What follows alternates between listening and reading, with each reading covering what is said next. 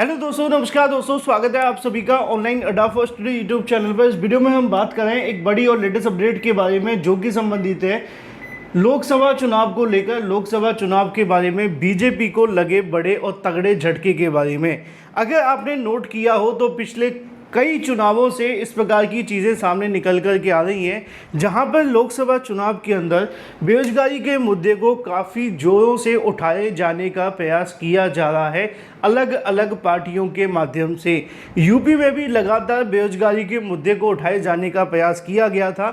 Samajwadi party ने विधानसभा चुनाव के अंदर भी अपना पूरा दमखम लगाया था कि जो बेरोजगारी का मुद्दा है उसको सबसे ऊपर रखा जाए, जिससे कि कहीं ना कहीं जो वोट बैंक है बेरोजगारी की वो भी उनको मिले, साथ ही साथ उनको नौकरियां मिल सके। अब नौकरी मिलेगी नहीं मिलेगी ये तो चुनाव के बाद पता चलेगा जब उनकी सरकारें बनेगी।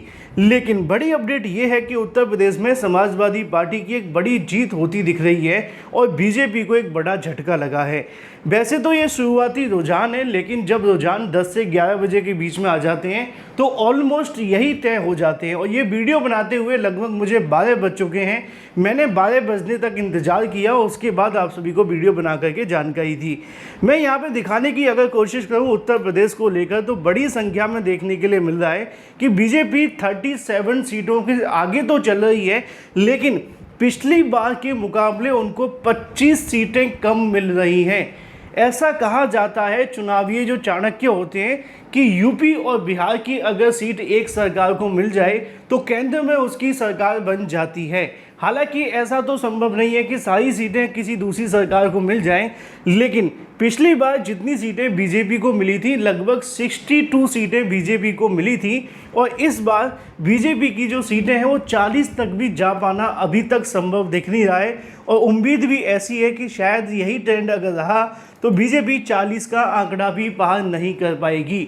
लेकिन हैरान कर देने वाली बात यहाँ पे देखने के लिए मिल रही है कि सपा को लेकर एक बड़ा कहीं ना कहीं बदलाव देखने के लिए मिला है। पिछली बार सपा को 5 सीटें मिली थी, और अगर वो 5 सीटों से बढ़कर लोकसभा चुनाव के अंदर 33 सीटें ले लें तो इससे अंदाज़ा लगाया जा सकता है कि समाजवादी पार्टी का भी कहीं ना कहीं जो वर्चस्व है वो यूपी के अंदर अभी भी कायम है। कांग्रेस की अगर बात की जाए तो कांग्रेस के अंदर भी बदलाव देखने के लिए मिला है। पिछली बार उनको एक ही सीट देखने के लिए मिली थी यूपी के अंदर, लेकिन इस बार एक के साथ में लगभग 6 सीटें और मिल सकती हैं। लेकिन कांग्रेस को 4 या 5 सीटों का फायदा हुआ है। तो वहीं दूसरी तरफ अगर बात की जाए समाजवादी पार्टी को लेकर तो बड़ा बदलाव देखने के लिए मिला है। समझ के परे ये है कि विधानसभा चुनाव के अंदर ऐसा कैसे नहीं हो पाया, जबकि लोकसभा चुनाव के अंदर बीजेपी को कहीं ना कहीं कांटे की टक्कर अगर किसी राज्य के अंदर मिली है एक क्षेत्रीय पार्टी के माध्यम से, क्योंकि समाजवादी पार्टी जो है वो एक ही कह सकते हैं एक राज्य के लिए अन्य राज्यों में है, लेकिन उसके ज़्यादा सीटें नहीं हो पाती हैं।